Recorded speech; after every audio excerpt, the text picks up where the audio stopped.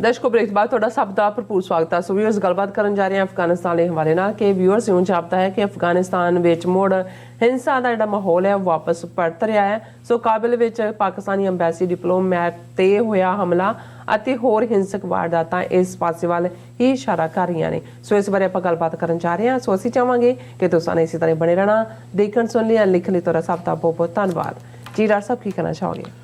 देखो अफगानिस्तान वैसे तो जे लगभग असी सारे 3-4 हज़ार साल की हिस्टरी देखिए तो हमेशा ही ये ट्रबल्ड एरिया, वैसे भी एंट्री पॉइंट दरा खैबर तो और जेड़े भी आए इस रस्ते आए और इन्हों दे बड़े खूंखार कबीले फियरसली इंडिपेंडेंट जिवें चर्चिल ने कहा सी दुश्मन नाल लड़न लई, पर जो दुश्मन चला जाता है फिर आपस लड़न लई भी उसी तरह दे उन्हां दी जिहड़ी है वो खूंखार बिरती। और इहदे च भी कोई शक नहीं कि इन्हां 50 सालों दे विच उन्होंने एक इतिहास भी सिरजिया। तबाही भी बहुत हुई है, 1 मिलियन के करीब अफगान मारे गए, 2 मिलियन तो ज़्यादा जिहड़े ने वूंडेड और अदरवाइज तबाही। आर्थिक तौर पर लगभग 30 मिलियन के लगभग इन्हों की आबादी है। लेकिन 1979 जो सोवियत यूनीयन आके बैठा है, 1999-90 तक जो तक वो निकलता है 10 सालों भारी तबाही, फिर वो अफगानिस्तान अड्डा गड्डा बन गया इन्हों का अल-कायदा का। ओसामा बिन लैडन बैठे, 9/11 का दुखांत वापरिया, अमरीका 3000 तो ज़्यादा बेगुनाह लोग मारे गए, अमरीका नैटो फोर्सिस पहुँच गई हैं।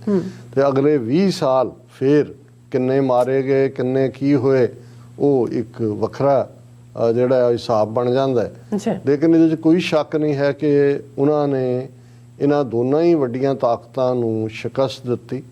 और पिछले साल 15 अगस्त जिहड़ा 2021 दे विच काबुल दे विच तालिबान फोर्सिस जिहड़ियां ने गुरिल्ले वो एंटर हुए, जिहड़ी 2 लाख के करीब फौज जिहड़ी अमरीका ने और नैटो ने बिलियंस ऑफ डॉलर्स ला के तैयार करवाई सी। और ईवन 2 प्रेजिडेंट जिहड़े उत्थे उस तो पहला तालिबान के प्रेजिडेंट अब्दुल गनी और हामिद करजाई वो भी किवें उत्थों निकले जां की होया। और इस सारे 1 साल दे विच जिहदे बावजूद कि पाकिस्तान ने जिहड़ी नैगोशिएशन भी ट्रंप एडमिनिस्ट्रेशन दी और तालिबान दी हुई दोहा दे विच कतर दे विच उहदे च मिडल भूमिका निभाई। और इहदे च भी कोई शक नहीं है कि दोनों ही मौक़िਆਂ ਦੇ ਉੱਤੇ सोवियत यूनीयन के खिलाफ और नैटो अमरीका के खिलाफ इस जंग दे विच पाकिस्तान की फौज ने उन्हां दी इंटैलीजेंस एजेंसियां ने सेंट्रल भूमिका निभाई। अदरवाइज ना वो विक्टरीज होंदियां ते ईवन जिहड़ी नैगोशिएशन भी हुई वो पाकिस्तान की विचोलगी के नाल ही पॉसीबल हुई। इंडिया नूं तो बिल्कुल बाहर कढ़ के रखता मक्खण वांग, मक्खण चो वाल वांग। लेकिन हुण कई बार ये हुंदा है कि भी तुहाडीआं तवक्कात पाकिस्तान दे लई शायद यही नहीं, ज़्यादा पठान पख्तून कबीले के लोग पाकिस्तान च रहिंदे ने, जिहड़ा चौथा सूबा है पाकिस्तान का खैबर पख्तूनख्वा। इस तो इलावा कराची दे विच बहुत घੱਟ लोगों को पता है भी पेशावर नालों भी ज़्यादा जिहड़ी मुसलमान आबादी है, जिहड़ी पश्तून आबादी है वो कराची दे विच है। सो पाकिस्तान का अपना इंटरस्ट भी है कि भी उहदे उस बॉर्डर तो जिहड़ा वो पीस रहनी चाहिए है।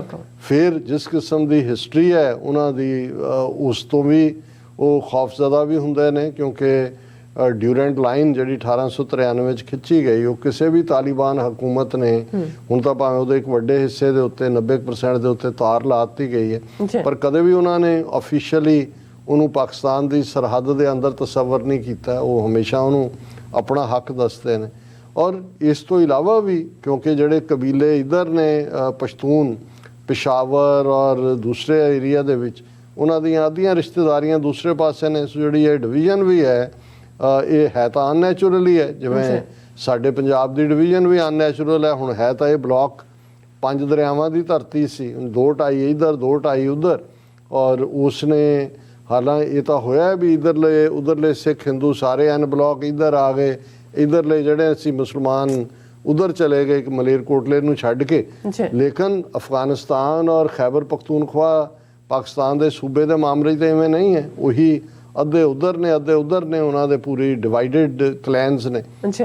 सो इन्हां दे चलदे भी पाकिस्तान ने जदों दोनों ही क्राइसिस दे विच ਆਲਮੋਸਟ 3 ਤੋਂ 6 ਮਿਲੀਅਨ ਤੱਕ ਅਫਗਾਨ ਰਿਫਿਊਜੀ ਪਾਕਿਸਤਾਨ 'ਚ ਆਏ ਦੋਨੋਂ ਮੌਕਿਆਂ ਦੇ ਉੱਤੇ। ਉਹਨਾਂ 'ਚੋਂ ਕੁਝ ਮੁੜ ਗਏ, ਕੁਝ ਜਿਹੜੇ ਨੇ ਉੱਥੇ ਹੀ ਬੈਠੇ ਹੋਏ ਨੇ।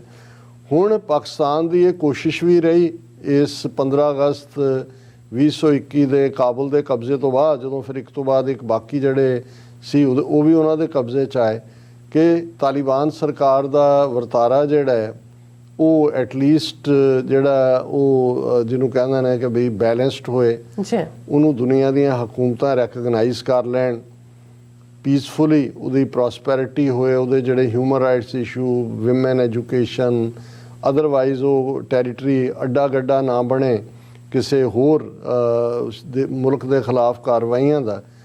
ਲੇਕਿਨ ਬੜੇ ਥੋੜ੍ਹੇ ਅਰਸੇ ਤੋਂ ਬਾਅਦ ਹੀ ਜਿਹੜਾ ਪਾਕਿਸਤਾਨ ਦੇ ਖਿਲਾਫ ਵੀ ਉਹਨਾਂ ਨੇ ਜਿਹਨੂੰ ਕਹਿੰਦੇ ਨੇ ਅਪ ਦਾ ਐਂਟੇ, ਔਰ ਉਹਦਾ ਨਤੀਜਾ ਅਸੀਂ ਦੇਖਦੇ ਰਹੇ ਹਾਂ ਕਿ ਬਈ ਈਵਨ ਜਿਹੜੇ ਪਾਕਿਸਤਾਨ ਸਰਹੱਦ ਨਾਲ ਲੱਗਦਾ ਅਫਗਾਨਿਸਤਾਨ ਦੀ ਸਰਹੱਦ ਹੈ, ਉਹਦੇ 'ਤੇ ਵੀ 2-3 ਵਾਰ ਗੋਲਾਬਾਰੀ ਹੋਈ। 1-2 ਵਾਰ ਪਾਕਿਸਤਾਨ ਦੀ ਫੌਜੀ ਚੌਂਕੀ 'ਤੇ ਵੀ ਹਮਲਾ ਹੋਇਆ, ਉੱਥੇ ਇਹਨਾਂ ਦੇ ਮਰਦੇ ਰਹੇ ਨੇ ਸੋਲਜਰ ਵੀ, ਦੋਨੋਂ ਪਾਸਿਓਂ ਵੀ ਹੁੰਦਾ ਰਿਹਾ। ਲੇਕਿਨ ਜਿਹੜੀ ਘਟਨਾ ਅੱਜ ਵਾਪਰਦੀ ਹੈ, ਔਰ ਅਜੇ ਲਾਸਟ ਮੰਥ ਹੀ ਜਿਹੜੀ ਪਾਕਿਸਤਾਨ ਦੀ ਮਿਨਿਸਟਰ ਆਫ ਸਟੇਟ ਹੈ ਫੋਰਨ ਅਫੇਅਰਸ ਦੀ ਹੀਨਾ ਰਬਾਨੀ ਖਰ, ਉਹ ਆਪਣੀ ਡੈਲੀਗੇਸ਼ਨ ਦੇ ਨਾਲ ਕਾਬੁਲ ਗਈ। ਔਰ ਲੇਕਿਨ ਅਸੀਂ 2 ਖਬਰਾਂ ਇਹਨਾਂ ਦਿਨਾਂ ਦੇ ਵਿੱਚ ਦੇਖੀਆਂ ਕਿ ਤਹਿਰੀਕੇ ਤਾਲਿਬਾਨ ਜਿਹੜੀ ਪਾਕਿਸਤਾਨ ਦੇ ਖਿਲਾਫ ਖੜੀ, ਜਿਨ੍ਹਾਂ ਨੇ ਅੱਡੇ ਉੱਥੇ ਬਣਾਏ ਹੋਏ ਨੇ, ਉਹਨਾਂ ਨੇ ਜਿਉਂ ਹੀ ਇੱਧਰੋਂ ਜਨਰਲ ਬਾਜਵਾ ਉਹਨਾਂ ਦਾ ਕਾਰਜਕਾਲ ਮੁੱਕਿਆ, ਉਹਨਾਂ ਨੇ ਕਿਹਾ ਜੀ ਜਿਹੜਾ ਸਾਡਾ ਸੀਜ਼ ਫਾਇਰ ਦਾ ਸਮਝੌਤਾ ਸੀ ਪਾਕਿਸਤਾਨ ਦੇ ਨਾਲ ਉਹ ਖਤਮ ਹੋ ਗਿਆ। ਔਰ ਸ਼ਾਇਦ ਸਾਨੂੰ ਇਹ ਸੀ ਕਿ ਵੀ ਐਸਾ ਨਹੀਂ ਹੋਣਾ ਚਾਹੀਦਾ, ਇਹ ਗੱਲਬਾਤ ਜਾਰੀ ਰਹਿਣੀ ਚਾਹੀਦੀ ਹੈ। ਪਰ ਅੱਜ ਹੁਣ ਪਾਕਿਸਤਾਨ ਦੀ ਫੁੱਲ ਫਲੈਜਡ ਐਮਬੈਸੀ ਨਹੀਂ ਹੈ ਅਜੇ, ਉਹਨਾਂ ਦੀ ਚਾਰਜਡ ਅਫੇਅਰ ਹੀ ਹੁੰਦਾ ਹੈ। ਔਰ ਪਿਛਲੇ ਮਹੀਨੇ ਹੀ ਮਿਸਟਰ ਉਬੈਦ ਨਿਜ਼ਾਮਨੀ ਜਿਹੜੇ ਨੇ, ਉਹਨਾਂ ਨੇ ਚਾਰਜਡ ਅਫੇਅਰ ਦੇ ਤੌਰ 'ਤੇ ਚਾਰਜ ਲਿਆ ਸੀ। ਔਰ ਅੱਜ ਦੀ ਇਹ ਖਬਰ ਹੈ ਕਿ ਵੀ ਪਾਕ ਡਿਪਲੋਮੈਟ ਉਬੈਦ ਨਿਜ਼ਾਮਨੀ ਸ਼ਾਟ ਐਟ ਇਨ ਕਾਬੁਲ, ਉਹਨਾਂ ਦੇ ਉੱਤੇ ਹਮਲਾ ਹੋਇਆ। ਹਾਲਾਂ ਉਹਨਾਂ ਦੇ ਸਿਕਿਉਰਿਟੀ ਗਾਰਡ ਨੇ ਆਪਣੇ ਉੱਤੇ ਫਾਇਰ ਲਿਆ, ਉਹ ਜ਼ਖਮੀ ਹੈ, ਉਹ ਤਾਂ ਡਿਪਲੋਮੈਟ ਤਾਂ ਸੇਫ ਹੈ, ਪਰ ਔਰ ਉਹ ਪਾਕਿਸਤਾਨ ਦੀ ਜਿਹੜੀ ਐਮਬੈਸੀ ਦਾ ਸਪੇਸ ਹੈ ਉਹਦੇ 'ਚੋਂ ਟਹਿਲ ਕਦਮੀ ਕਰ ਰਹੇ ਸੀ। ਹੁਣ ਇਹ ਇੱਕ ਬੜੀ ਸੀਰੀਅਸ ਮੈਟਰ ਹੈ ਕਿ ਵੀ ਇੱਕ ਪਾਸੇ ਜਿਹੜੀ ਉਹਨਾਂ ਦੀ ਬਾਗੀ ਤਾਲਿਬਾਨ ਖੜੇ ਕੀਤੇ ਹੋਏ ਨੇ ਪਾਕਿਸਤਾਨ ਦੇ ਇੰਟਰਸਟ ਦੇ ਖਿਲਾਫ, ਜਿਨ੍ਹਾਂ ਨੇ ਬੜੇ ਘਟੀਆ ਲੈਵਲ ਦੇ ਉੱਤੇ ਈਵਨ ਪਿਸ਼ਾਵਰ ਦੇ ਵਿੱਚ ਸਕੂਲੀ ਬੱਚਿਆਂ ਨੂੰ ਮਾਰਨਾ ਜਾਂ ਦੂਜਾ ਉਹਨਾਂ ਦੀਆਂ ਜ਼ਿੰਮੇਵਾਰੀਆਂ ਲਈਆਂ ਹੋਈਆਂ। ਉਹਨਾਂ ਦਾ ਇਹ ਐਲਾਨ ਹੋਣਾ ਕਿ ਜੀ ਅਸੀਂ ਖਤਮ ਕਰ ਦਿੱਤਾ ਹੈ ਸੀਜ਼ ਫਾਇਰ ਪਾਕਿਸਤਾਨ ਦੇ ਨਾਲ ਜੋ ਸੀ, ਤੇ ਇੱਧਰੋਂ ਪਾਕਿਸਤਾਨ ਦੇ ਡਿਪਲੋਮੈਟ 'ਤੇ ਅਟੈਕ। ਔਰ ਇਕੱਲਾ ਹੀ ਨਹੀਂ, ਇਸ ਤੋਂ ਇਹ ਵੀ ਅੰਦਾਜ਼ਾ ਹੋ ਰਿਹਾ ਹੈ ਕਿ ਵੀ ਕਿਤੇ ਨਾ ਕਿਤੇ ਇਹ ਤਾਲਿਬਾਨ ਹਕੂਮਤ ਦੀ ਫਰਸਟ੍ਰੇਸ਼ਨ ਹੈ ਜਾਂ ਉਹਨਾਂ ਦੇ ਹੱਥੋਂ ਵੀ ਕੰਟਰੋਲ ਨਿਕਲਦੇ ਆ, ਕਿਉਂਕਿ ਜਦੋਂ ਇਸ ਕਿਸਮ ਦੀਆਂ ਰੁਚੀਆਂ ਵਾਲੇ ਲੋਕ ਜਿੱਥੇ ਹੁੰਦੇ ਨੇ, ਇਹ ਵੀ ਆ ਰਿਹਾ ਕਿ ਵੀ ਆਈਸਿਸ ਜਿਹੜੀ ਹੈ ਜਾਂ ਇਸਲਾਮਿਕ ਸਟੇਟ ਖੁਰਾਸਾਨੀ ਦੇ ਨਾਂ ਥੱਲੇ ਵੀ ਗਰੁੱਪ ਐਕਟਿਵ ਹੈ, ਦੂਜੇ ਵੀ ਨੇ।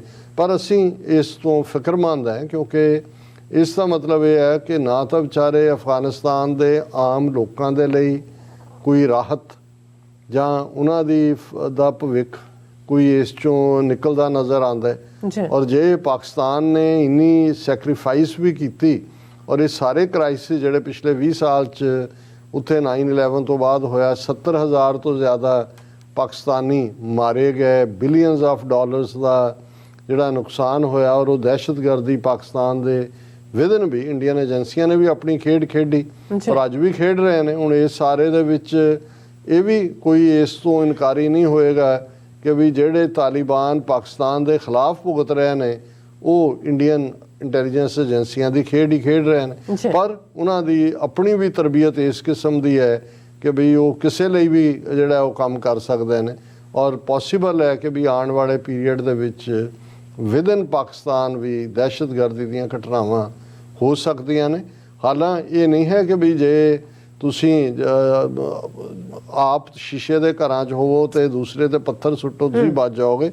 ਈਵਨ ਪਾਕਿਸਤਾਨ ਦੀ ਇੰਟੈਲੀਜੈਂਸ ਦਾ ਚੀਫ, ਜਿਹਨੇ ਕਿਸੇ ਵੇਲੇ, ਜਿਹਦਾ ਨਾਂ ਰਹਿਮਤੁੱਲਾ ਨਬੀਲ ਹੈ, ਜਿਹਨੇ ਕਿਸੇ ਵੇਲੇ ਇਸ ਲਈ ਰਿਜ਼ਾਈਨ ਕਰ ਦਿੱਤਾ ਸੀ ਕਿ ਜੀ ਪਾਕਿਸਤਾਨ ਦਾ ਪ੍ਰੈਜ਼ੀਡੈਂਟ ਗਨੀ ਪਾਕਿਸਤਾਨ ਦੇ ਦੌਰੇ ਤੇ ਕਿਉਂ ਆਇਆ ਹੈ। ਅਫਗਾਨਿਸਤਾਨ ਦਾ ਸਿਕਿਉਰਿਟੀ ਚੀਫ ਸੀ, ਉਹਨੇ ਇੱਕ ਇੰਟਰਵਿਊ ਦਿੱਤਾ ਹੈ ਹਿੰਦੂ ਅਖਬਾਰ ਨੂੰ, ਔਰ ਉਹਦੇ 'ਚ ਉਹਨੇ ਕਿਹਾ ਕਿ ਜੀ ਇਸ ਵੇਲੇ ਜਿਹੜਾ ਐਂਟੀ ਇੰਡੀਆ ਵੀ ਗਰੁੱਪ ਨੇ ਤਾਲਿਬਾਨ ਜਿਹੜੇ ਲਸ਼ਕਰ ਤਾਇਬਾ ਜਾਂ ਜੈਸ਼-ਏ ਮੁਹੰਮਦ ਜਾਂ ਦੂਜੇ, ਉਹ ਅਫਗਾਨਿਸਤਾਨ 'ਚ ਇੰਡੀਪੈਂਡੈਂਟ ਅੱਡੇ ਬਣਾ ਰਹੇ ਨੇ।